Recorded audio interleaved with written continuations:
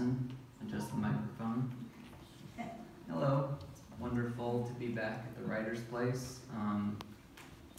Last time I was here was the third year reading. Now, having graduated from the MFA program at UMKC, I've come and I come bearing gifts. I have copies of my second collection, Father Me Again, the basis for which is my thesis, master's thesis at UMKC. And well, I'd love to distribute them freely, for free, but I'm a poet and therefore poor. So they're $12 a piece. I think that's fairly reasonable. A lot of blood and sweat went into it. So I'm gonna read 3 poems, one from each of the 3 sections of the book, and it shouldn't take too terribly long. I think I'll keep under 4 minutes with these 3 poems. Those of you who know me know my obsession with cancer derives from the fact that I have glioblastoma and a 14.6 month life expectancy. So this one sort of picks up with that. It's called Voices, and it has an epigraph from Rainer Maria Rilke. Not that you could endure God's voice, far from it, but listen to the voice of the wind and the ceaseless message that forms itself out of silence. When I listen to the voice of the wind instead of God's, I hear a hiss in the oak leaves, like rice pouring into an empty pot.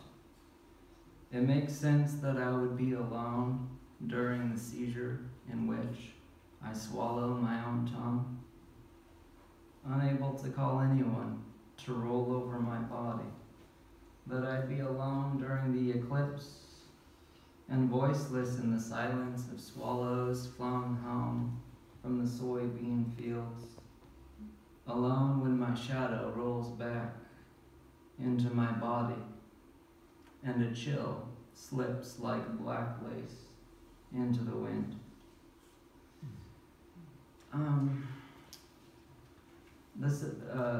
The second poem I wanted to read is called Unwritten Letter, and I very purposely chosen.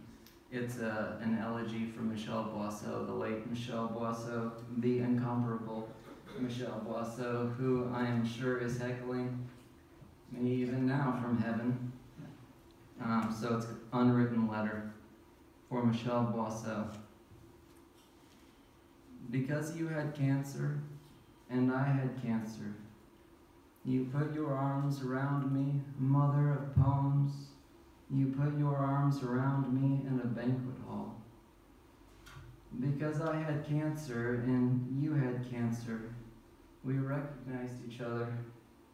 In a crowd, we sat at the same table discussing diets. Me going ketogenic, you going with the green sludge, your guru concocted to counteract the glasses of red. Your students called you sergeant, as I would, and follow you, Michelle. I know one day I must, because you dropped F-bombs in the name of poetry. And though I find myself today once more among the living, I put on my blues for you, Michelle, my blue jeans and t-shirt, V-necked like the flock of geese I can hear faintly honking. Sky blue I am for you, cirrus, chalked and shadow-lined. Why does my heart beat while yours does not? The pin oak shushes me, and I suffer myself to be quiet. Listen to the poetry of that one breath. The world heaves overhead and all around me. Hell yes, Michelle. I'll raise a ruckus. Write your vigor, write your sex, sing and singe in the threadbare seam between being and being gone. I'm sure we all miss her a lot. Last poem, and it's a shorter one. It's called Reflex. The book traces the trajectory of my wife's pregnancy through the birth of my newborn son. And at the end of the book, he's a bear, and this poem's about him. Reflex. The bright, cold blue-green of this world glazes over your gray eyes at the window pane. What the world is to you is what I am to you, because you can see no farther than my face. When you cry because the bright, cold blue-green of me is too much for you. I shush you like wind. I lie down next to you and stroke your palm until your tiny fingers open and all 5 of your fingers close around the tip of one of mine, because I am huge. You cannot imagine how big I am. Thank you, and one note, besides having these to sell this evening, I am reading with Maryfrances Wagner at the Uptown Arts Bar